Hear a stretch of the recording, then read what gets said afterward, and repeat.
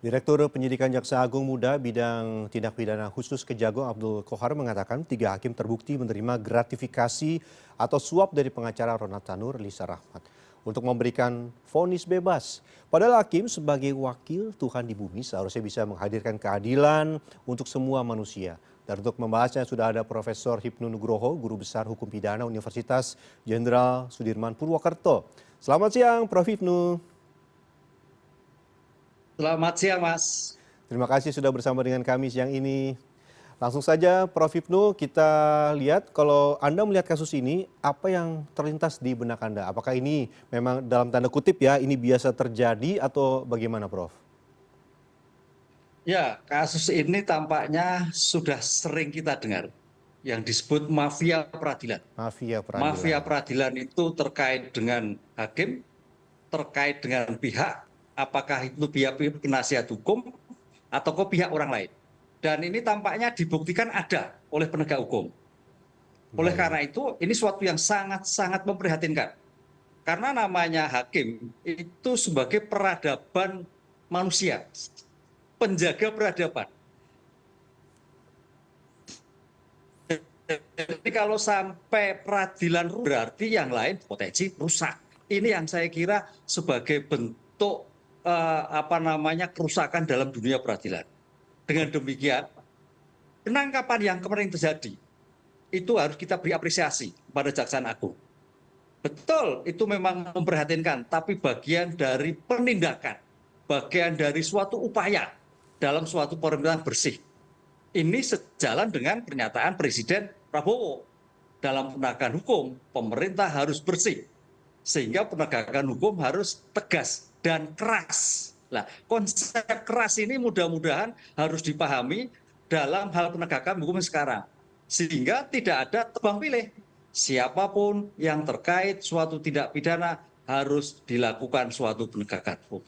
Inilah poin penting di era awal pemerintahan Prabowo, ada suatu penindakan yang ujungnya adalah di dalam dunia peradilan. Baik, berarti sebenarnya memang sudah bagus ya di awal ada seperti ini, sudah ada penindakan, sudah ada penangkapan.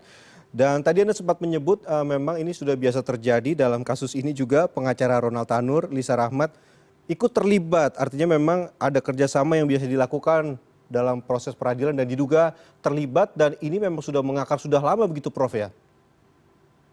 Ya, ya. Inilah yang disebut dalam konteks penegak hukum. Apakah itu polisi, apakah itu pejabat, apakah itu ASN, apalagi penegak hukum, KPK, hakim, konsep penekanan pada integritas itu yang menjadikan modal pokok. Integritas itu adalah kejujuran, komitmen yang membawa kepada perilaku seorang penegak hukum, seorang penyelenggara negara, seorang pejabat negara. Ini yang saya kira harus segera ditanamkan, yang sering kali dituangkan dalam penataran, dalam pencegahan. Tapi tampaknya itu masuk telinga kiri, keluar telinga kanan, kan gitu Mas. Nah, Betul. disinilah yang kita berikan suatu penekanan, jangan sampai kalau orang Jawa itu jarkoni, iso Jarkoni. ngajar, iso ngelakoni. Disinilah suatu tahap penting penindakan dengan penangkapan, sehingga sebagai pelajaran bagi penegak-penegak hukum yang lain yang berpotensi terhadap tindakan-tindakan yang menyimpang. Baik, kalau kita lihat kan sekarang nih Presiden Prabowo sudah memanggil semua menteri begitu ya ke Magelang dan harusnya ada penanaman integritas begitu ya supaya nantinya turun sampai ke bawah-bawahnya begitu ya Prof ya. Ya, integritas dan pencegahan korupsi. Pencegahan Bicara korupsi. korupsi, apalagi ini adalah korupsi yang dilakukan penegak hukum. Masuk kualifikasi suap. Jadi kalau kita dalam tipe korupsi itu ada 7. Di antaranya adalah penyalahgunaan kewenangan, penyalahgunaan jabatan, pemerasan, gratifikasi, suap, kemudian benturan kepentingan. Nah ini masuk kualifikasi suap. Siapa? Terhadap penyelenggara negara. Karena hakim itu secara legislatif, striktif ditentukan di dalam pasal undang-undang penyelenggara negara. Lain dengan pejabat yang lain yang dikualifikasi. Disinilah sebagai suatu yang tantangan utama bagaimana pemerintahan Pak Prabowo ini betul-betul mencerminkan suatu pemerintahan yang bersih sehingga rakyat semakin percaya dalam pemerintahan ke depan. Baik, semakin percaya dengan pemerintahan ke depan. Prof, ini tadi Anda juga sempat menyebut ada penyalahgunaan jabatan juga. Nah, ini sebenarnya apa sih celah yang membuat kasus-kasus seperti ini bisa kerap terjadi? Padahal kita tahu juga beberapa waktu lalu para hakim ini sempat curhat juga kan ke DPR yang berujung pada Presiden Jokowi akhirnya menaikkan kenaikan gaji hakim.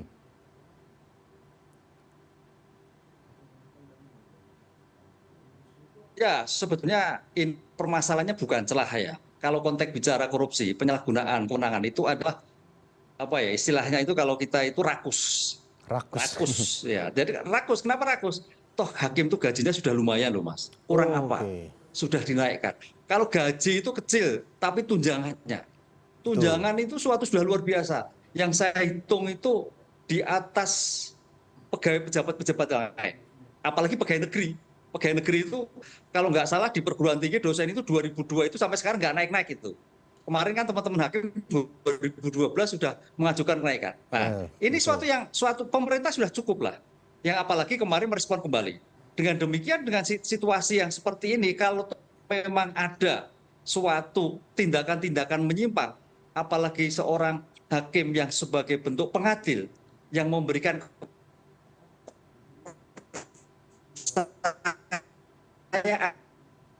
yang memberikan peradaban dalam bahwa masyarakat harus betul-betul mengawasi kode etik perilaku, jangan sampai menyimpang. Kalau kita lihat Mas, saya kan sebagai dosen ya, meneliti pencegahan tindak pidana korupsi di dalam dunia peradilan, itu jurnalnya ada. Di dunia peradilan khususnya hakim, kejaksaan, itu sudah sedemikian rupa ruangannya itu, wah kalau menurut saya kurang manusiawi. Mau masuk itu kanan, kiri, kunci, sehingga tidak bisa semua orang masuk. Iya.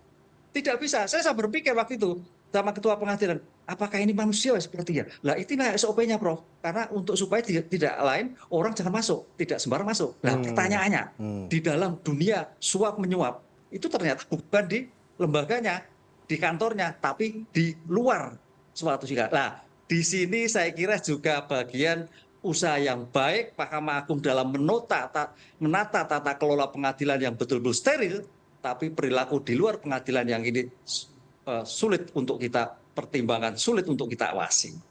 Begitu Perilaku rupanya. di Jadi luar berpindah pengadilan. dari kantor keluar, mungkin di kantin atau di restoran atau di mall, kan begitu Mas? Transaksinya di luar begitu ya.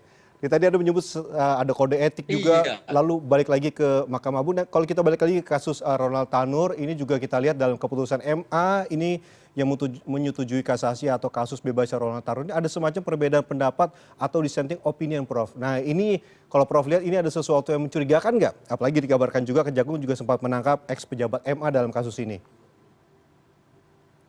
ya.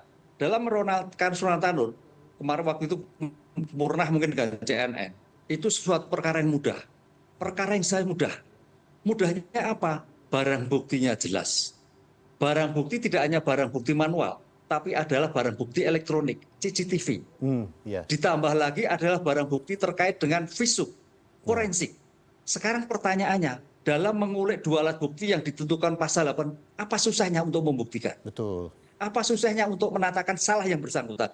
Ini betul. suatu yang saya kira perlu siapapun ya termasuk mahasiswa pun saya kira sudah ragu. Kenapa? Dari bukti yang disampaikan itu tidak mempunyai nilai, bahkan tidak terbukti. Karena putusan kemarin itu tidak terbukti. Artinya bukti-bukti yang disampaikan dalam suatu persidangan, apakah itu CCTV, apakah itu mobil, ataukah itu keterangan-keterangan lain, tidak bernilai. Karena putusan bebas itu adalah putusan yang tidak terbukti seperti yang dirumuskan dalam surat dakwaan. Pertanyaannya, apakah sebodoh itu penuntut umum membuat rumusan seperti itu? Nah, itulah. Makanya dalam konteks seperti ini, untuk undang-undang memberikan putusan bebas itu ada dua terminologi, bebas murni dan bebas tidak murni. Karena ini kaitannya penerapan hukum, kemarin Kejaksaan Agung langsung mengajukan kasasi. Dan Alhamdulillah sudah diputus bahwa terbukti, walaupun hukumannya 5 tahun. Ya, paling tidak sudah terbukti. Itu bagian dari penyelesaian bahwa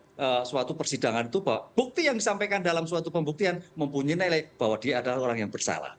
Nah, disinilah saya kira suatu bentuk pengingkaran dalam suatu putusan. Karena dalam putusan itu adalah kopnya Mas, demi keadilan berdasarkan ketuhanan yang Maha Esa. Coba camkan, ketuhanan yang Maha Esa. Setiap tindakan putusan seorang hakim mengatasnamakan Tuhan. Makanya sebagai wakil Tuhan katakan. Lah kalau sampai penyalahgunaan sewenang ini, apa jadinya Mas? Putusan-putusan yang terjadi seperti itu. Baik Prof, seharusnya bisa jadi wakil Tuhan ya sebenarnya ya.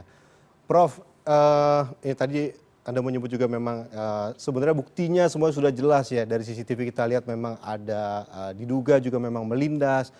Prof, sebenarnya kalau misalnya di MA pada akhirnya juga tidak mengabulkan kasasi, Anda bisa melihat bagaimana Prof?